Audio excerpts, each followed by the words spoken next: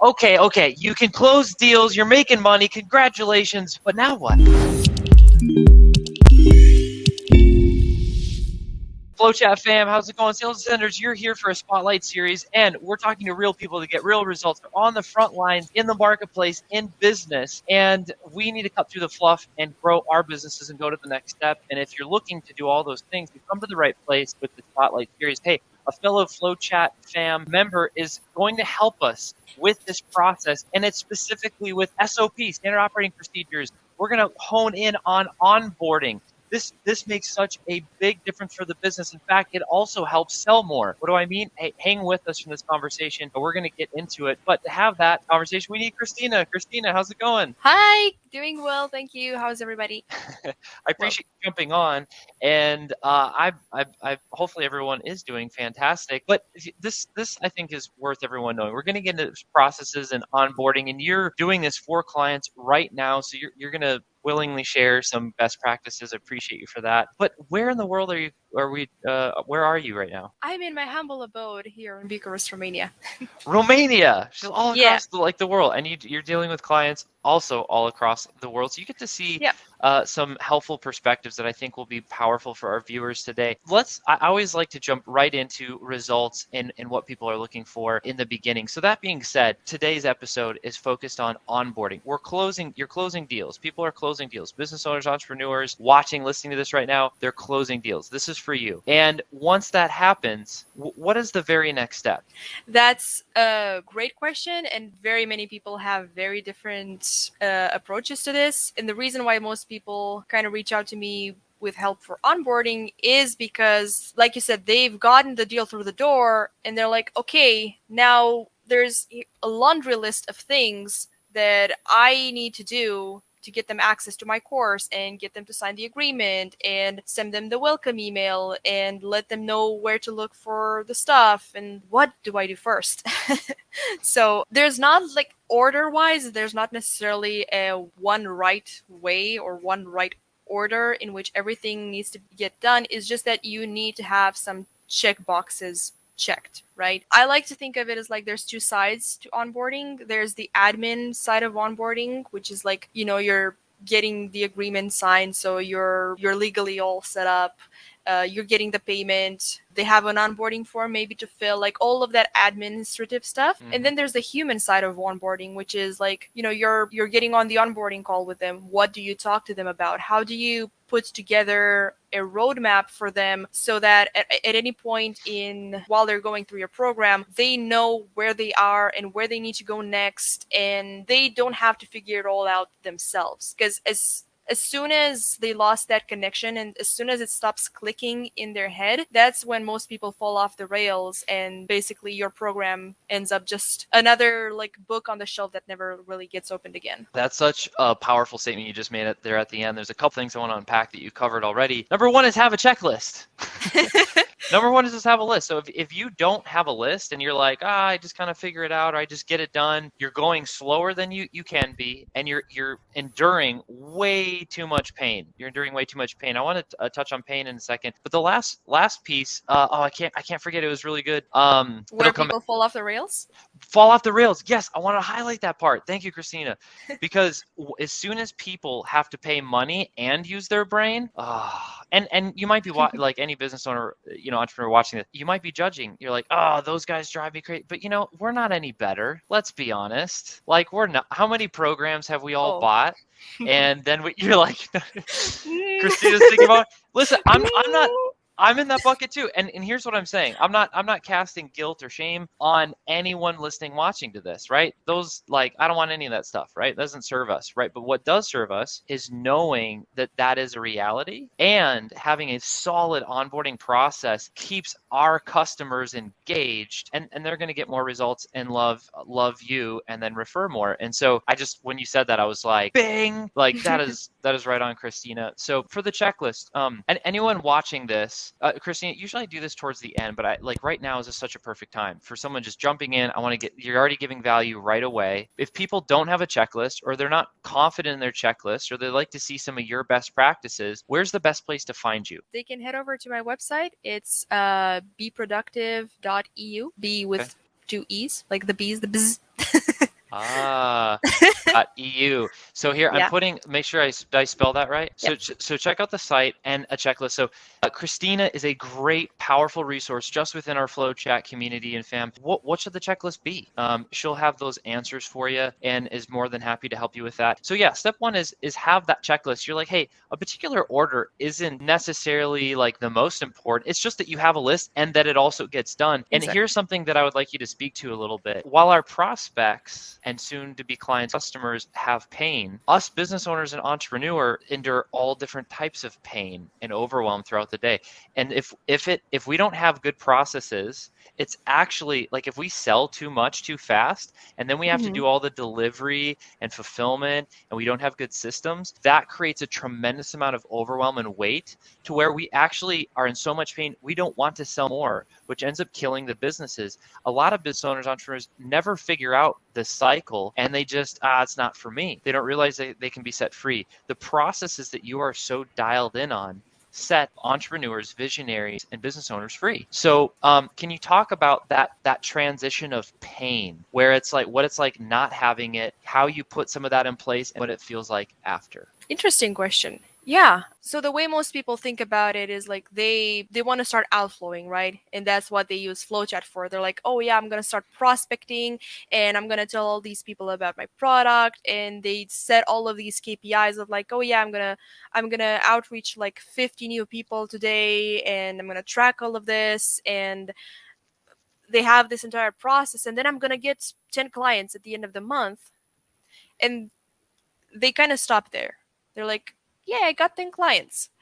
And then that's when the disconnect happens because they have not accounted for like the sheer amount of time that onboarding and fulfilling the service for 10 new clients every month, or it can be more or less, whatever, takes.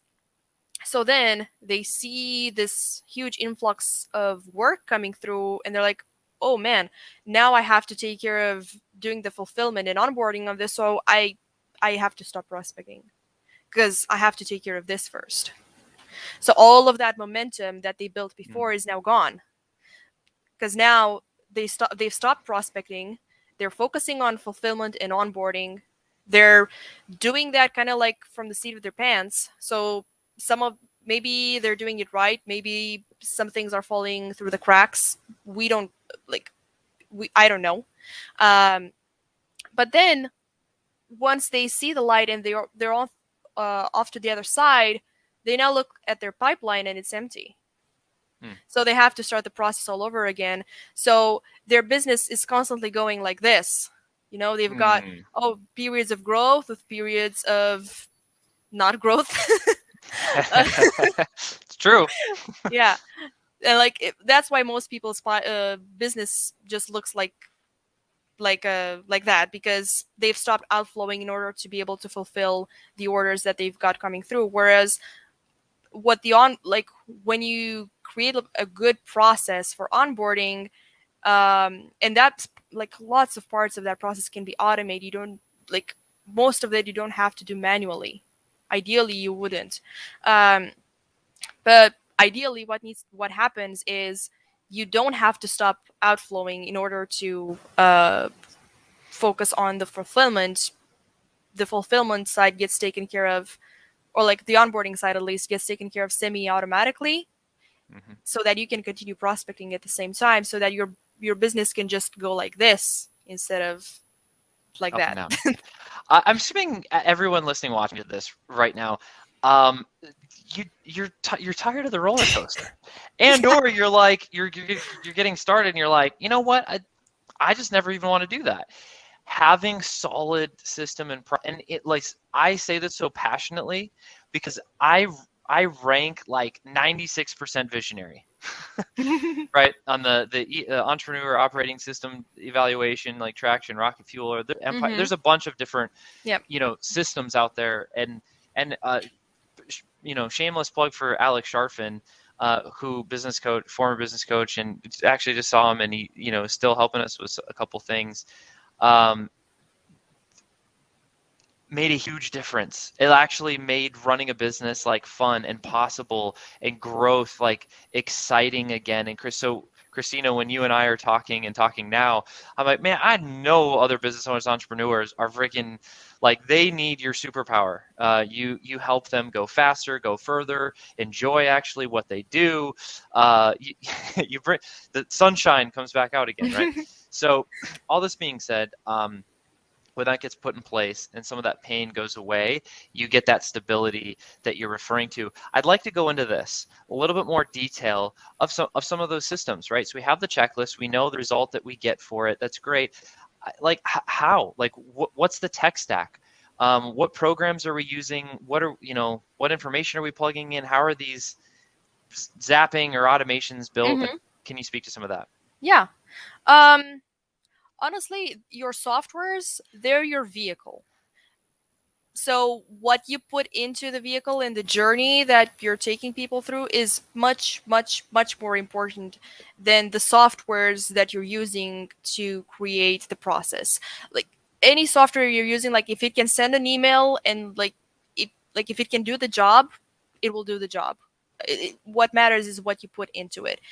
That being said, there are easier and harder ways to go about it. There are softwares that will take care of more than one job. So, for example, you could use something like a combination of ActiveCampaign and PipeDrive and I don't know, a whole bunch of, and Zapier and a whole bunch of softwares to achieve the same thing that maybe using a software like Go High Level would achieve by itself. Great. Hmm. That's just one consideration. Um, the real consideration, the biggest one, is you you get out what you put in. Okay. Uh, What do you mean by that? Show up in your business how you'd like other people to show up for you. Okay. If what like just as you said before, you and I have probably bought hundreds of courses that we've never done anything with, and you and I probably have a vision of, hey, if I paid somebody a certain amount of money to take me through and just to get an outcome from them, what would I like to like what would I as a buyer love to see, love to experience? And that's going to inform a lot of what you want to create for your clients. And there's like tons of ideas. Like you've got the bare minimum requirements, right? You need to send them a welcome email. You need to get them to sign an agreement. Um, you need to maybe give them an onboarding call, depending on how complicated your program is.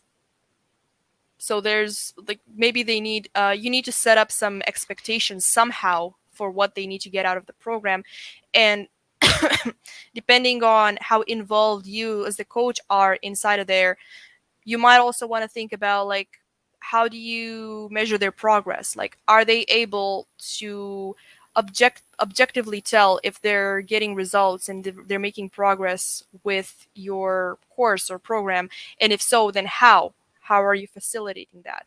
How are you measuring for yourself to know that you as the program creator have created a bang ass program? How do you know? Is it just because they're telling you so? Great, that can be a thing. But if there's also an objective way to measure that, like a KPI or something that you can track, uh, you might want to think about that as well. Like are there information? Is there information that you need from them before they start on the journey to be able to do a good job for them? Like I don't know, depending on what you're offering, maybe you need them to answer some questions for you or something. That's just like a very laundry list of things to Yes. consider.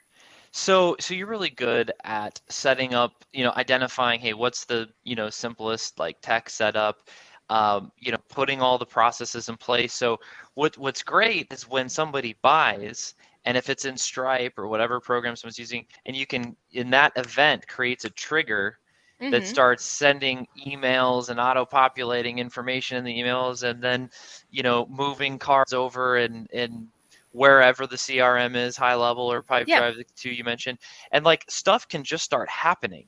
Mm-hmm. And so that's the power of, I think, a lot of what you're mentioning with tech and thinking through some of that. Here's what I think would be really helpful for everyone to hear. You're already doing those things, yeah, for clients.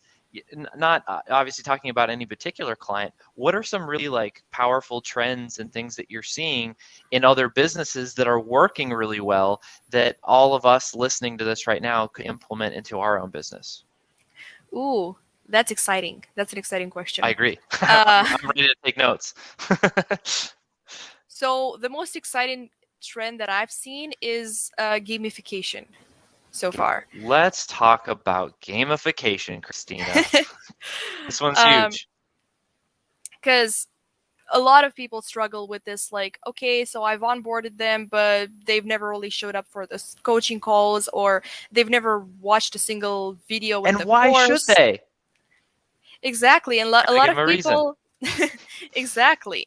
And when we talk about incentivizing people to do some of these stuff, some of this stuff, they're like, but they immediately think, oh, I gotta pay them. Like, oh yeah, everybody who goes through the whole program gets a $50 Amazon card. Nah, that's not what gamification or incentivizing is all about. Like, it can be, but it's not really gonna work that easily like that. Um, like, thinking about what's most what behaviors are most addictive to us, and why and I use gamification because it's coming from gaming, and if anybody didn't get it from the chair, I'm a Do you little bit of game, a gamer. Christina? Nah. What's your? We gotta tell her. What's your game?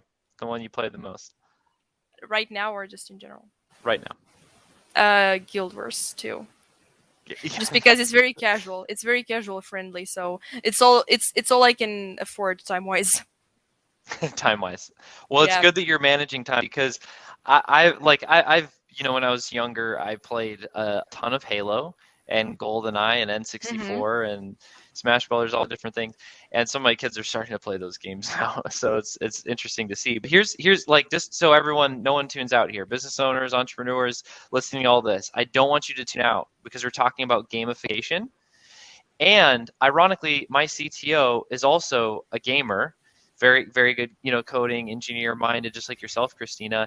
And here's something that he's talked about some of the gamification within the games that he's playing, just like you're mentioning. Mm-hmm. And he's sharing these ideas. I'm like, these are brilliant. Like, we need to, like, this needs to be implemented for our courses and for our client journey. And, and it makes complete sense because they're like, all this thought is constantly getting people to what? Keep playing the Mm-hmm. game. You know how many hours people play games? Ooh, lots. I know. I Because know. it's science and they've studied it, and I know that's why you know. And so this is also like Christina, like you, if you're not already talking to everyone about that, keep hooking more clients and prospects with this because you know what they want? They want their like I want clients to be using FlowChat for hours. So yeah, and the more time people spend with FlowChat, the more money they're going to make because they're talking to more of the right people. The more people are, consuming their own like the products and services they're bringing to market, the more their clients are spending time with that, they're going to get results too because they've already proven it. So, sorry, apparently I'm getting excited about gamification. How do Yeah. we? It's the right button. How do we push this button? How do we leverage this human psychology and science to further serve our clients? Well, first of all, it's about incentivizing the right things. Because there are people out there who's like, oh yeah, for everybody who has watched every single video of our course, they get this certification or this award or something that, means that they've completed the course. And that's the lowest hanging fruit, but in my opinion, is probably the last thing I would want to incentivize for, simply because you don't know why somebody bought a course or program from you. Maybe it was because they wanted to learn about the whole thing, or maybe it was because they wanted to solve a specific problem that they had, and they watched 5 videos, and those 5 videos solved the thing. And now you're making them go through the arduous task of watching the whole rest of it and not really get anything out of it. Yeah. And the second thing is, like, a lot I can watch 30 hours of videos and be nowhere closer to having actually implemented any of it than I was before, and now I've just wasted 30 hours of my life. So So freaking true. So like, how do we stop this, Christina? This is terrible. so the easiest, simplest way that I've ever designed it is just like a point reward system. I'm like, hey, you receive points for doing certain activities that I want to incentivize for. And when you get to XYZ number of points, depending on what makes sense with the math, you get something. And that something needs to be at least a little bit interesting, please. Because, like, yeah, you can make it a poster, you can make it a plaque, you can make it something actually useful for them. Like, there's, like, the limit is your imagination and your budget, really, for that. So, And so we got to hang there for a second, yeah, because we're introducing some additional cost. that's true. And then it is absolutely not a negative thing, just to be clear. But it does bring in the element of being strategic, which should always be strategic anyway. But here's the thing. The cost to acquire a customer is typically and hopefully more expensive than the cost to keep the customer.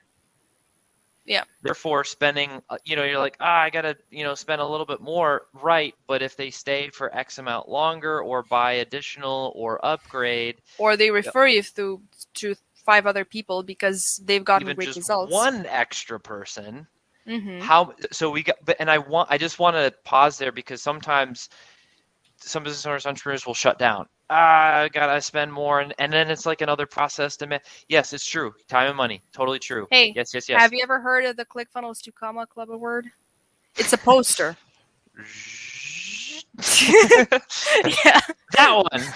Yeah. that one. It's The a genius, poster. and I know what's going on with this, and I still freaking put this poster advertising ClickFunnels. Like, Russell, you're so smart and Exactly. genius. So it's not so strategically, it's not just a gift that you give to your clients, it's also a marketing asset for you.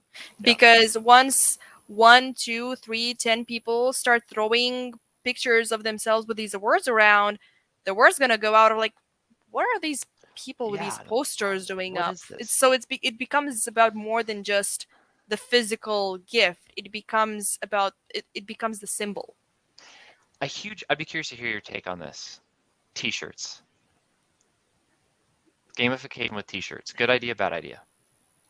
I mean, can you like what, giving T-shirts as the end game, as the I feel like it was like one of those like Hollywood movie pitches. It's like, okay, this is gonna be brilliant. T-shirts, and you're like, what do you mean, Chris? So, so to have it, here's what we're talking about. We're talking about gamification, and we're talking about be strategic with what you're gamifying with.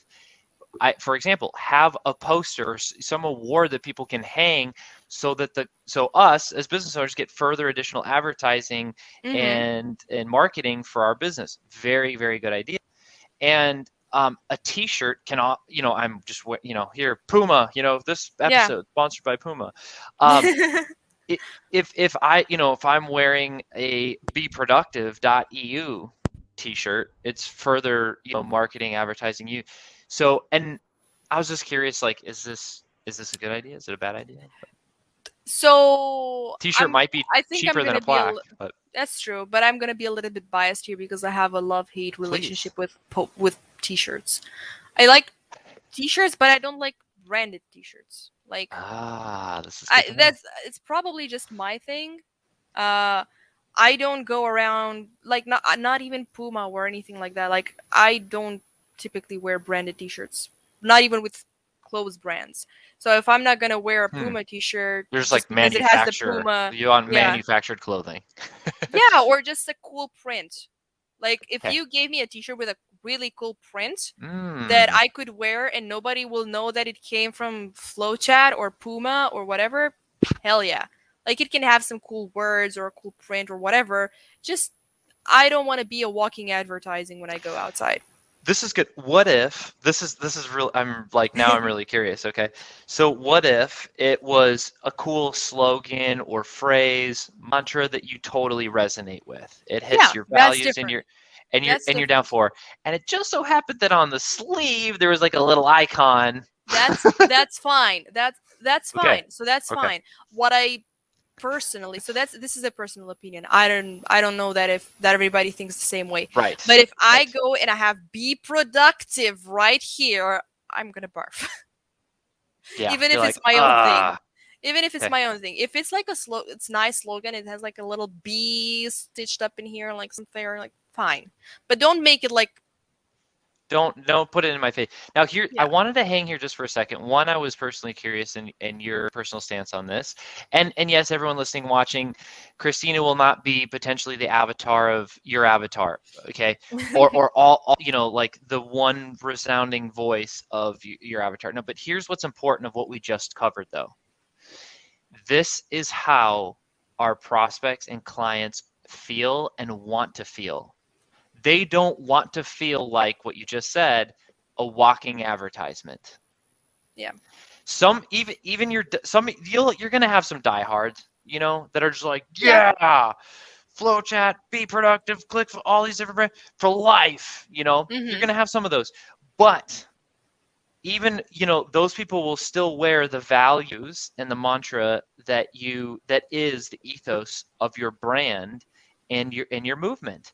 And more than not, having that phrase, man, I keep seeing that phrase everywhere. I keep seeing that phrase everywhere, right? That's still marketing. And if you and if all you have is just a giant QR code right above it, it's not branded, but I'm just kidding. That's totally a joke. And if you just have like a little, like icon on the side, you can slow come back. You can have that experience where someone's like, this is me. This is me. This is who I am. And it also happens to be this other company, but that's why I like Yeah. the company. And so you're creating that type of experience, but yet you're still getting some exposure, just done with a really good taste. Yeah. And man, you kidding me? What's great about that too is you get to make more than one shirt. You get to have more gamification levels. Yeah. So you're to kind of bring us back into gamification. I love this conversation. This is I'm good. glad. So we have potentially t-shirts. We have awards. And awards do the same thing, right? They're like highlighting the person. It's about them, not about the company. This is hard to see ClickFunnels. But if you see enough of these things, you're like, you'll logo's small and the award is big. And it's about the 2 commas and like what the person accomplished. So it's Yeah. done right in proportion. Highlight the Exactly. person first and then have the brand just be kind of around, and Yeah. people will take notice. So anyway, I thought that was like really powerful what you were saying. And like excited. to me, like cost, because you mentioned the cost of the award earlier, like as being a concern. You can either bake it into the cost of your program, and like if you plan for it ahead of time, I can be like, hey, a t-shirt will cost me like $50 to like print and send, so I'm gonna just make my program like $50 more expensive or something. Mhm. But then like this kind of stuff probably makes sense for like higher ticket programs. Like if you sell a $30 course, probably Yeah. probably stick with the completion rate, I guess, or stick with selling something on the back of it that enables you to offer this kind of higher level experience. And to your point earlier, like make up like a medallion, and it's just a picture of a medallion, or like titles or ranks. Mm-hmm. It's People with Discord servers do this really well. Like, people have started moving their private communities to Discord lately, like from Facebook private groups or Slack groups. They've started moving them to Discord, and Discord has this really cool thing with like ranks, and people can automatically get points for engaging and being active, and you know interacting with other people, and they get ranks, and I've seen it become pretty popular. That's also because Discord was initially created for gamers. So it has all of that built in. this is good to know. I might be friends with Discord now. I have the app and checked it out a little bit, but I'm not like heavy into crypto or gaming yet, so those seem to be the 2 big markets for Discord Yeah. mostly. Yeah. But no, interesting application. This is great, Christina. I appreciate you spending some time sharing some best practices. We covered checklists. We covered the importance and result of process. It brings stability. It brings so much more ease and peace and speed to the business. And lastly, we talked about gamification. How to set expectation from the beginning and keep people coming back for more, leveraging the data that's already been well researched, which is in gaming. So it's bringing that gaming, industry and gamification elements into our own businesses to go to a next level. So I appreciate sharing all this. If people want to hear more from you, you mentioned BeeProductive.eu. This is the site. Here's what it looks like here. And are you still working the weekend? Might be a good indicator that you need some more systems. Yep. And so yeah, email here, Christina, with a welcome video. So and looks like, yeah, some other sweet. Look at all this like info just for free, just chilling here, tips and this is great. So I appreciate it, Christina. Any last words you'd like to share with the rest of the FlowChat fam? Thanks for listening to me babble. And maybe I wish we had time to go into this more, but gamification does not only have to apply to your clients, it can also apply to your employees. So if you want to hear more about that sometime. Oh, open loop. Maybe we'll have to have you back on the spotlight. Yeah. As well. Well, that's such a good open loop. Employees, I've even thought about what do you think about gamifying the business? Like for us, like we're building our own business, and when we get to this level, we whatever our goals are. Anyway, when you get to $10 million, you can buy a yacht. I have no idea what the price is right now. Yacht life. I love it. Well, hey, FlowChat fam, thank you for joining us on the Spotlight series. We're talking to real people that get real results. They're on the front lines, figuring out the answers that actually drive and move a business forward, getting us into momentum, getting us into progress and results, not only for ourselves, but for our families, our communities, and all of those around us. Hey, appreciate you. Being an entrepreneur, entrepreneurship can be lonely, but it doesn't have to be. So come hang out on the spotlight with other crazy entrepreneurs like you and me, and we'll be back with some more episodes. Take care.